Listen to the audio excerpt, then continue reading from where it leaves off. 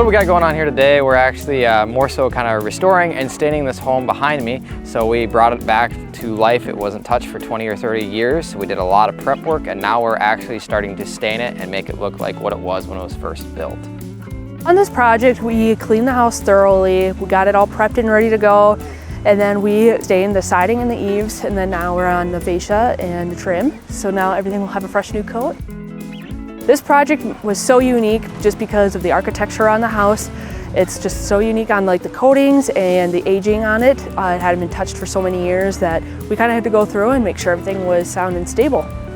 We had to source a lot of siding that hasn't been made for 20 or 30 years. So we had to import wood from a different country. We had to have it milled up and replicated from what it was.